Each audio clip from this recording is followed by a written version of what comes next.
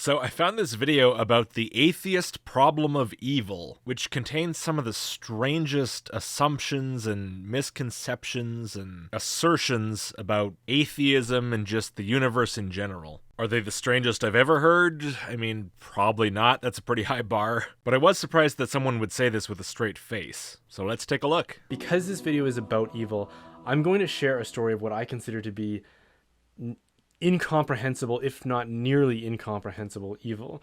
You're going to share a story about incomprehensible evil because the video's about evil. Is it about that story in particular? Well, spoiler, the answer is no. So I really don't understand why you would bother. The story's going to be about a guy who killed a kid in Edmonton recently, and then he got arrested and he told the cops that he did it because he liked it. And the story itself is going to take up over 2 minutes of the video, and yet it's pretty much irrelevant. The only facts that are relevant from it are people do murders sometimes and psychopaths exist. I mean, I know I'm jumping the gun a little bit here, criticizing this aspect of the video before it's even happened. And I guess really it's more of a criticism of the style than anything, because when I was listening to this, I was like, oh my god, is this story ever going to end? I get it. A bad thing happened. I understand that bad things happen. Now what do you want to tell me about it? Because we're talking about a problem of evil type argument here. We're not talking about the evil thing in particular itself. So what was the point? Because if we're going to try to understand or comprehend something that we currently do not, well, then that should be the focus of our inquiry.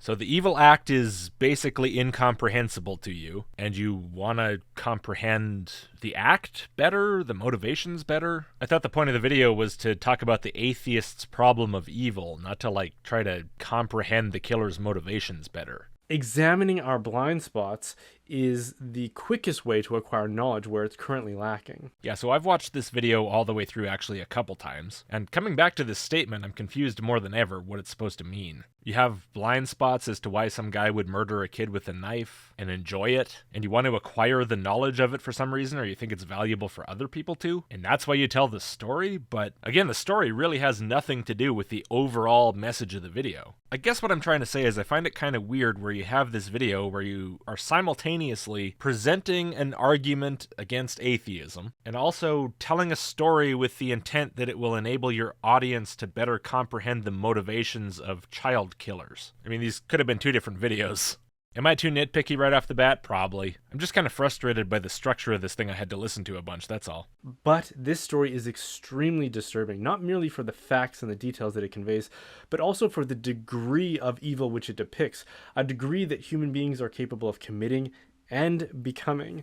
I feel like those two things are kind of indistinguishable. The facts and details it conveys and the degree of evil it depicts. I mean, the facts and details you're referring to are he stabbed the kid to death with a knife and then said he liked it. The facts and details are the depiction of evil. How are these different? And I offer this disclaimer because I can fully appreciate why some of you will not want to hear this story in its full detail. So I'm going to put a timer somewhere, either on the bottom or on the top, to show when I'm done telling the story so that you can fast forward to that portion. See, that's what I really should have done the second time. But what can I say? I'm a thorough guy. But I would encourage you to listen to the rest of the video because you don't have to hear all of the gory details in order to benefit from the discussion that ensues. But then how will they understand or comprehend the thing they currently do not? What about the blind spots? Okay, so we'll start the timer. Okay, extended trigger warning over. Now here's the serious question. Am I going to let this story play out all the way through, despite the complete and total pointlessness of it to the actual discussion? Or am I just going to skip to the end and get on with the actual argument this guy wants to make? I'll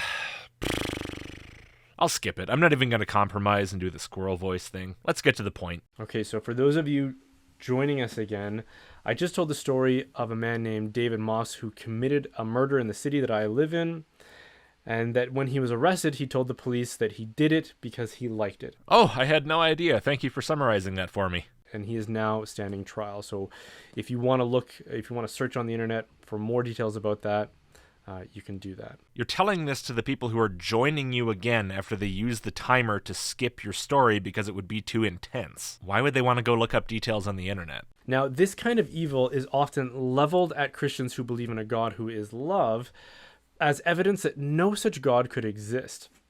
And this challenge is known as the problem of evil, which is emotionally persuasive, but it doesn't introduce any consideration that hasn't already been wrestled with and addressed in the earliest days and the earliest writings of the church, as well as the earliest pages of Scripture. Wrestled with and addressed, sure, but just because somebody wrestles with a question and comes up with some kind of a response doesn't mean they did it well. But of course, this video is not about the problem of evil. In fact, it's not even about a similar argument to the problem of evil, despite the fact that it's called the atheist's problem of evil, just like it's not about the murder you spent minutes on end talking about. So I guess there's really no point to me arguing about the problem of evil. Moving on. But for whatever difficulties arise for the Christian in reconciling or accounting for this kind of evil, I think there's even a larger difficulty for a materialist atheist. Okay, I know you're going to expand on this because finally we're getting to the actual thing you want to talk about, but already I'm confused here. You know, the point of the problem of evil, the reason it's a problem for Christians, is that the existence of what Christians call objective evil, so the ability of people to hurt each other in this way, or natural events that hurt people, or Satan's existence, contradicts the characteristics that Christians claim their God has, right? So it's an argument about internal consistency within the Christian belief system. And that's why, as you say, there's some difficulty for Christians in reconciling and accounting for this evil. But where's the difficulty for atheists? There's no claim made within the idea of a non-theistic universe, either implicitly or explicitly, that says reality itself is somehow benevolent and wants to prevent actions and events like this and has the power to do so. There's no reason to assume that such a thing could not occur naturally. In fact, very much the opposite. So what even is there to account for or reconcile? This kind of event in no way whatsoever contradicts the idea of a godless universe. But I'm getting ahead of myself again. I know, I'm sorry. Please, explain it to me. Because materialism is the belief that the physical properties of the universe are all that exist. There is no invisible, transcendent dimension of reality, only what can be observed physically. Okay, so we're not talking about the atheist's problem, we're talking about the materialist's problem. Because I've known atheists who believed in all kinds of supernatural woo, all kinds of transcendent reality and magic and afterlives, reincarnation, and just didn't believe in God. So, okay, never mind the atheist's problem of evil, that's in the garbage now apparently. Onto the materialist's problem of evil, which also doesn't appear to have anything to account for or reconcile. But if you hold this view and you want to arrive at some rational explanation for the events in the story that I just told, you have to account for them by appealing to exclusively material causes. What, like a fucky brain?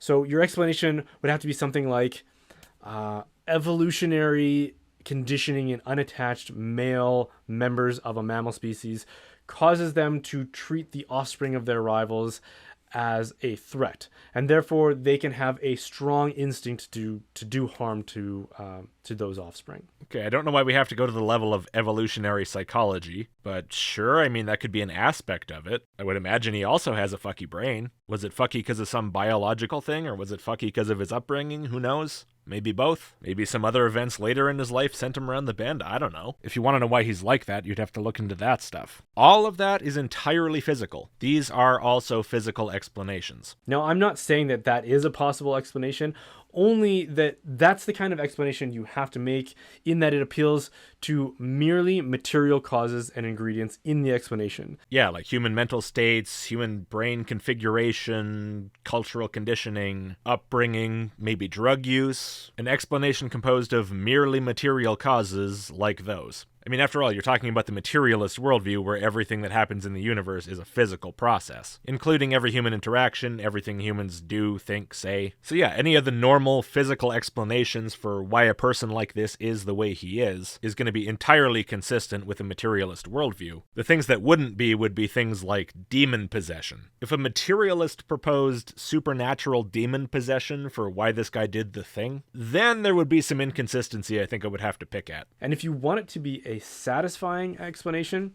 it has to be more than just speculative invocation of Darwinian evolution. Well, yeah, I agree. If you want to really deeply understand the causes of human violence, you're going to have to talk about a broad range of things. You're going to have to talk about the effects of different aspects of their environment on them, within which I include other people in the environment, as well as brain disorders, the effect of drugs, and yes, of course, maybe evolutionary aspects. There's going to be so many different things you're going to have to take into account, and that's, of course, why it's tricky to really compellingly explain the exact distinct causes of different kinds of violence. That's why there's been so much research and so many books and everything written on this topic, because it's not simple. But the point is, it's not inconsistent with a materialist universe by any means. There's no assumption within materialism that humans won't do bad things to each other. There's no materialist equivalent to the all-loving, all-good, all-powerful, all-knowing God. So again, where's the problem? Because too often, this is a complaint of mine,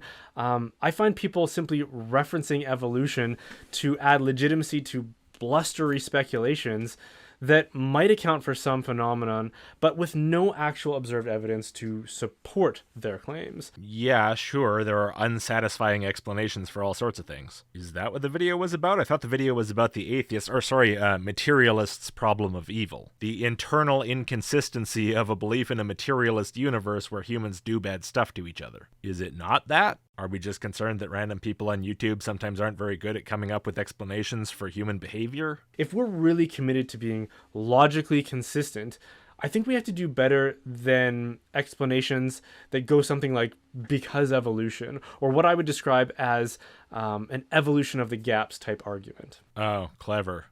Well, those explanations aren't meant to establish evolution. Saying, I think these human actions and attitudes are the product of our evolutionary history, is not trying to provide evidence for evolution. That's a different thing. God of the Gaps arguments are specifically meant to argue for the existence of God. They're meant to say, look, there's a gap in our understanding, so God's the only possible explanation, and therefore he's real. If you think people bring up evolution as the explanation for human behavior and you find that unsatisfying, fine. I agree that in and of itself, barring anything else, is pretty unsatisfying. Although there are explanations for some human behaviors which are deeply rooted in evolution, and which are at least very plausible and complete enough, good theories at the very least. But if I ask, why did this guy kill this kid, and somebody just says, I don't know, evolution? Yeah, I agree, that's not satisfying. So? But calling it evolution of the gaps completely misses the point of the X of the gaps type argument, which is that the gaps are supposed to support the truth of X itself. And I also think it's really important that we admit that what we're describing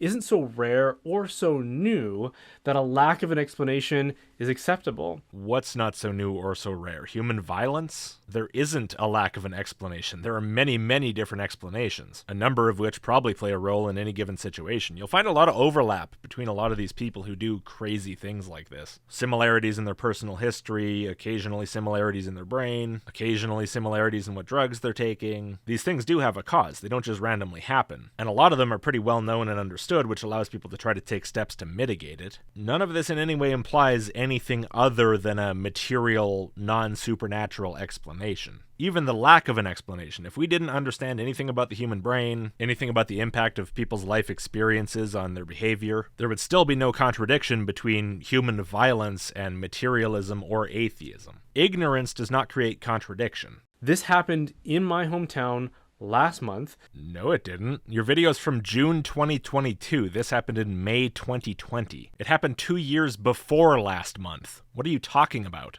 And it has been going on since before we have records of it. According to the book The Sociopath Next Door, I believe by Martha Stout, 1 in 20 people are sociopaths. So if you're curious about what causes a person to become like this, why are you choosing to read fear-mongering books about how there's evil sociopaths around every corner and how scared you should be of it, instead of books about why people become like this? And I'm not saying that to question or discredit the statistic you're giving me. I don't know or care if it's true. It's not relevant here. The point is, you whine about inadequate explanations and then you go to a book like this to read about sociopathy? Doesn't that seem a little bit stupid? Also, it's kind of weird we're talking about sociopathy here. I don't think it's been established the guy's a sociopath. I mean, they're arguing in court this was some kind of a psychotic episode. I guess we'll wait and see what they think about that. Either way, I don't know where you're getting the sociopath idea from. Maybe this is a case of sociopathy of the gaps. Just a thing tossed in to explain away any case of violent human behavior. So this is, I would argue, the kind of thing that we should have a way of accounting for. And if we don't, then we have to concede that there is a flagrant deficiency in a very necessary understanding of human nature. Okay, well, there's all kinds of things about human nature that people don't understand yet. That's how science works. You don't understand a thing and then you do eventually, hopefully. Are we getting to the problem of evil soon? And if we can't even understand the basics of human nature, something for which we have insider knowledge. Insider knowledge. Individual humans have insider knowledge of their own individual experience. That doesn't mean they know anything about the actual scientific cause of their experience. Or if they do, to some extent, if, for example, they have some sort of an understanding of their early family life and how that affected them personally, well, that doesn't mean everybody else does. It's a bizarre statement. But of course, there is pretty good understanding of a lot of different human behaviors. I've heard good things about the book Behave, The Biology of Humans at Our Best and Worst. I own it. I haven't read it yet. I mean to. Sorry, I haven't read every book in my collection, but maybe that's a good place to start if you are genuinely curious. That and the references in the back. I mean, you might read it and disagree with the references, pick it all apart. Maybe, who knows? But the point is for you to say there's just no explanation whatsoever for any of this is willful ignorance or insanity, frankly, at this point.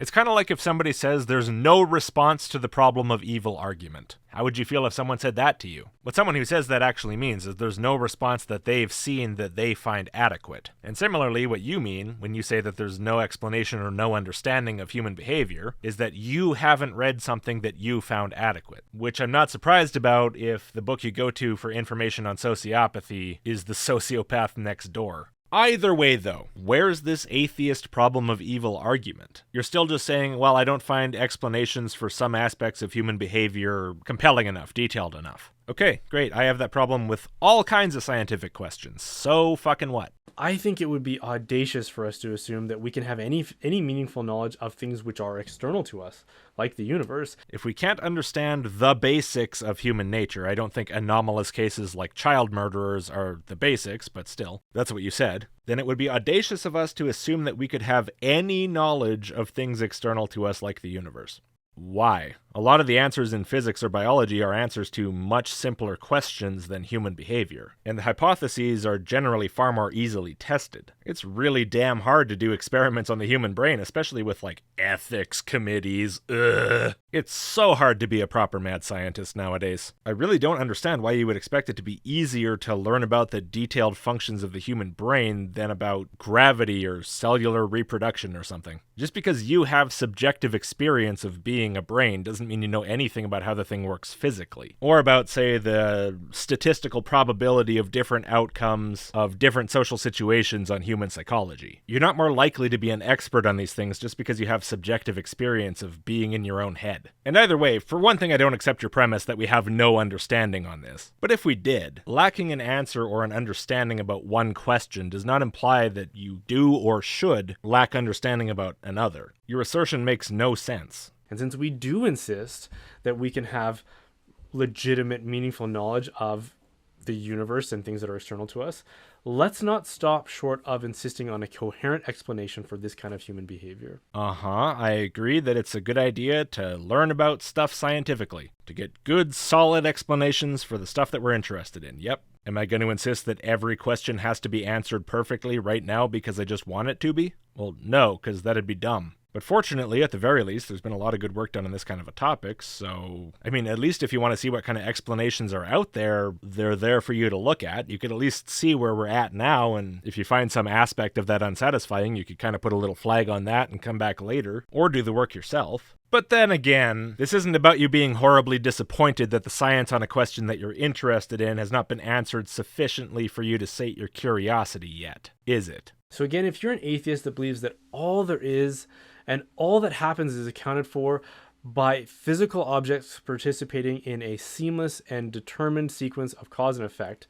then any explanation you give for the events in this story I described, they have to follow that same pattern because that's all there is and that's all you have to work with according to your view. Okay. Well, there's definitely sufficient evidence that human behavior is the product of physical processes. But as soon as you do make an explanation like that, assuming that one is available to you, notice what you've forfeited. It's something that most people would be unwilling to forfeit, by the way. What's it going to be, objective morality or something? That'll be new and interesting. What you cannot say after observing phenomenon like that is, that was evil or that was wrong. I could say whatever I want. Fuck you.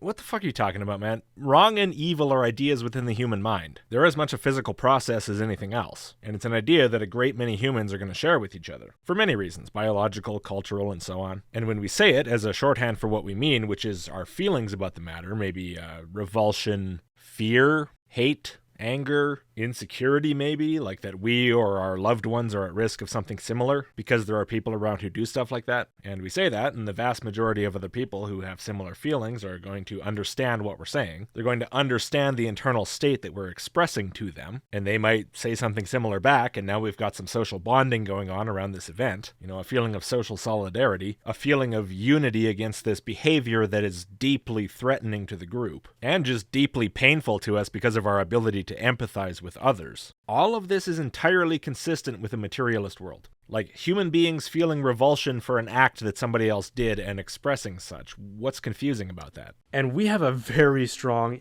urge, instinct, or intuition to react that way when we hear a story like that. Yeah, exactly. That's a big part of what I'm trying to tell you. So why can't I say that? What's the problem? Do you see something morally wrong with me saying that? Probably not. It's not even factually wrong within the human social context. Of course, it's not wrong in some cosmic sense. It's not wrong because some almighty entity declared it wrong. But it's a very powerful and enduring social convention. As religious apologists love to point out, it's very common across pretty much all human societies. And with good reasons that go deep into culture and history, but probably much deeper than that into biology. But even if there were no good reason, you could say that within the human society context, it's wrong basically as defined by humans, in a very similar way to how running a red light is wrong driving, or spelling a word other than a certain way is wrong spelling. Although, of course, far stronger and much more emotionally important to human beings than either of those two examples, which gives it even more legitimacy. Does that make it somehow objectively wrong beyond the human mind? Beyond human societies? No. Obviously not, but that doesn't matter when we're talking about what human beings perceive as wrong within their societies. When someone looks at an event and says, that's just wrong, they're saying that in reference to their outlook on the world. I consider that wrong. I don't want that to have happened. This is not acceptable interpersonal behavior within the society we've built. And actions which are wrong in that way, we happen to call evil, when we're speaking in the moral context. Now, of course, there are some religious overtones to that word, but that's kind of irrelevant. Condemnation of human actions from the religious perspective is really just one version of the same thing. One way of interpreting or expressing the same very deep human instinct. Because as soon as you admit that, as soon as you say that was wrong or that was evil, what you're saying is something that happened, something that is real, is a part of reality, should not have happened.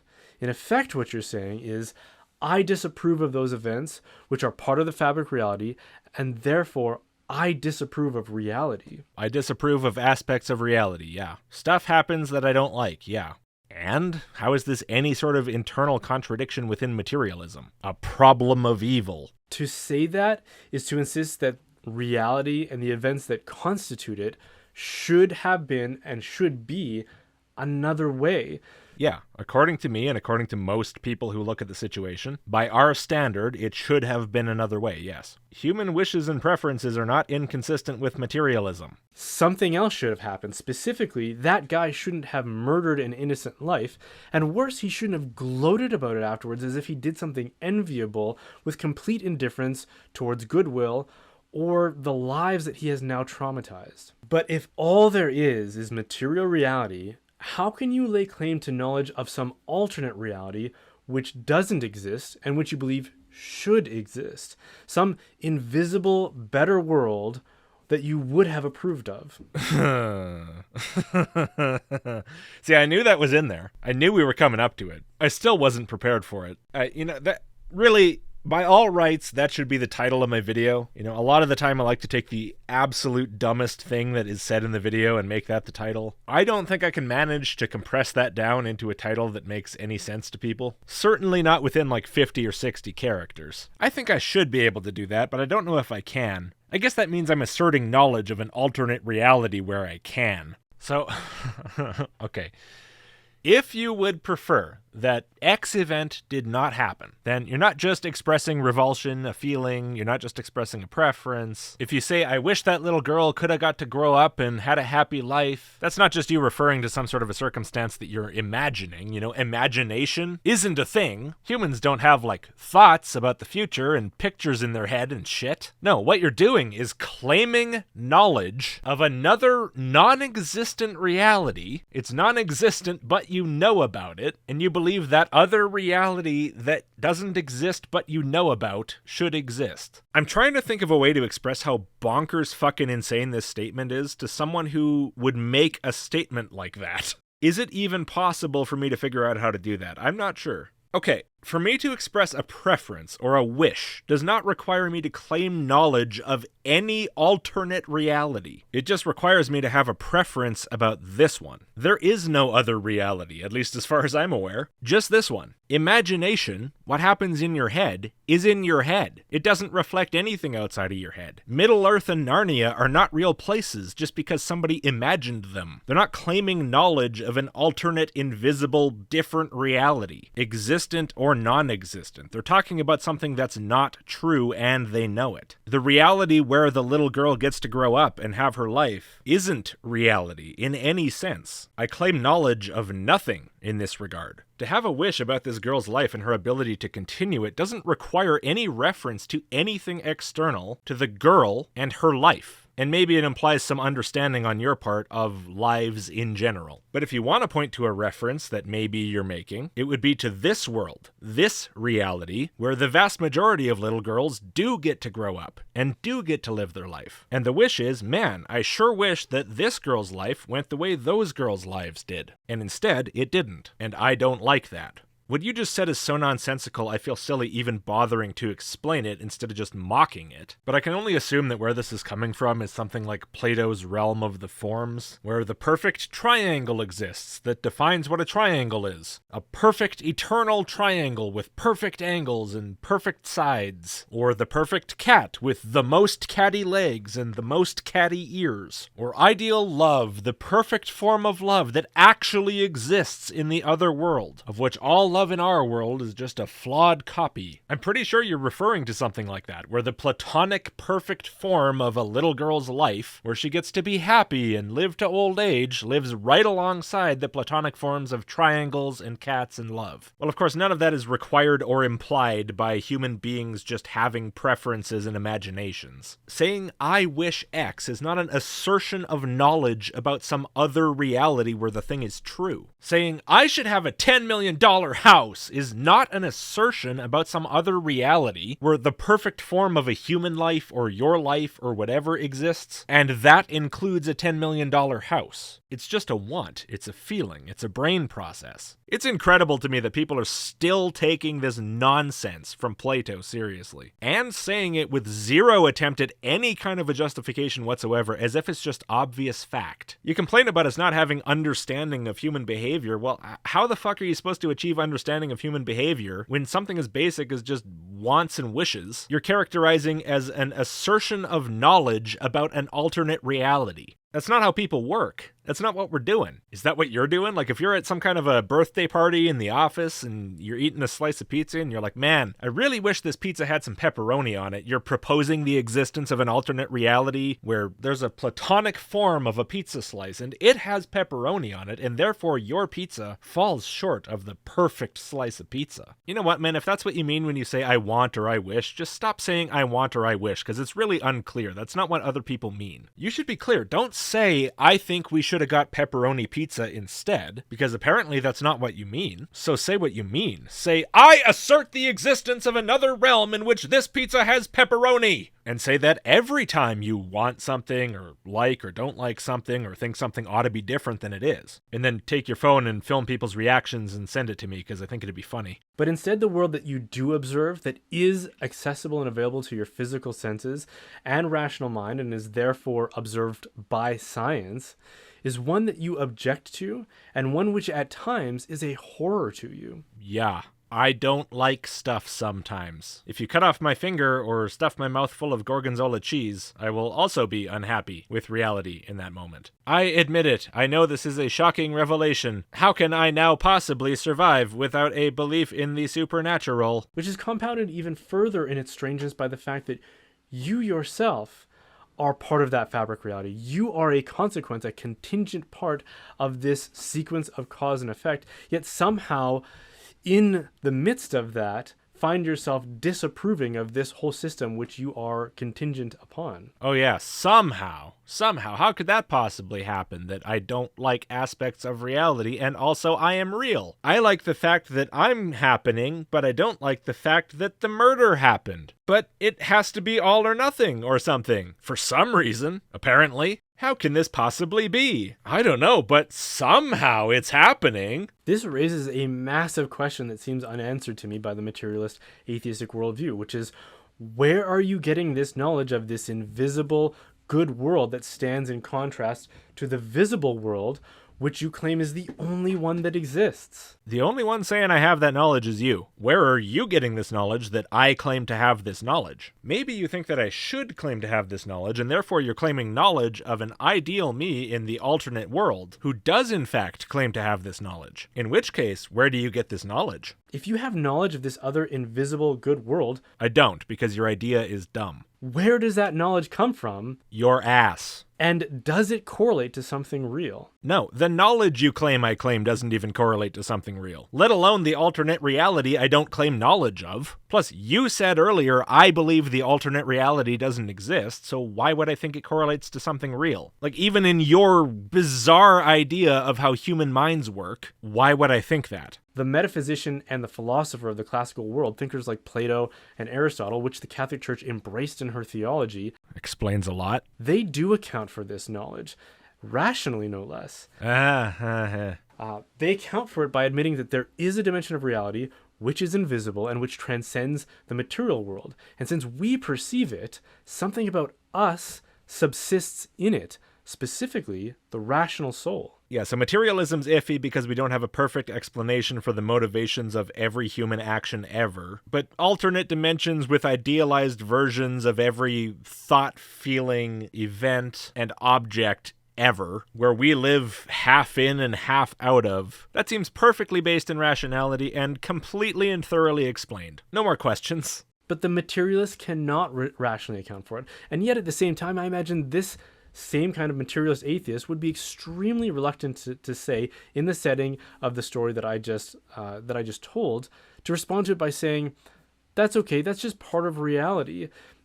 We have no grounds to say that it shouldn't have happened. It did happen, and therefore it was necessary that it happened, because what happens is all that there is, and to say anything more about it is to act as if there is something more than what happens, or the physical world. Well, yeah, I'd be reluctant to say that, because I'm fairly sure most of what you just said is not true. In particular, the whacked-out sci-fi alternate dimension shit. If that's true somehow, it's at least not obviously true, or obviously reasonable, or sensible in any way. And you haven't tried to make it make any more sense. You've just asserted it. Let's go through what you said, though. So you said that we should be saying, that's okay, that's just part of reality, we have no grounds to say it shouldn't have happened. Well, yes, we do. We're humans, we have opinions, we express those opinions, those are the grounds. Then you say we should say it happened, therefore it was necessary. Well, no, I mean, you might say it was inevitable, depending on certain conceptions of how physics, time, and so on work. Just because something's inevitable doesn't mean you have to like it or not wish that it would be some other way. But of course, materialism also does not imply that what happened was inevitable. Certainly not that it was necessary. But if it did, that doesn't invalidate your thoughts or feelings about it. So regardless, it's irrelevant. There are all kinds of things in this world that have happened that I would characterize as inevitable that I would still want to be another way. That way being the way that I imagine inside my head with physical brain processes that has zero reference to a real alternate reality. Then you say we should say what happens is all that there is, and to say anything more about it is to act as if there is something more than the physical world. This is your fucking sci-fi nonsense again. And no, of course not. It's to act as if you're sad about the thing because you are. It's to act as if you're an organism with a brain and emotions, and the ability to visualize things that aren't real. Very much part of this physical world. You know, dude, we've only been talking about this for a few minutes, but already it's getting deeply annoying. And what's annoying about it is you keep casting your weird beliefs onto everybody else. Okay, look, if every time you express a feeling or a preference or a wish to somebody else, what you're actually trying to say to them is, I assert knowledge of another dimension where the perfect version of whatever I'm wishing about really exists or really happened, well, fine, I guess. It's absolutely nuts, but fine. But stop there. Don't tell everybody else that we're doing the same thing, because that's deeply insulting. I'm not with you on this interdimensional journey that's apparently going on inside your head. I reject every one of your premises about how the human mind works and about what wishes and thoughts mean. You do you, have fun with your idiotic little philosophical idea, but leave me out of it. Tell me what's in your head, don't tell me what's in mine.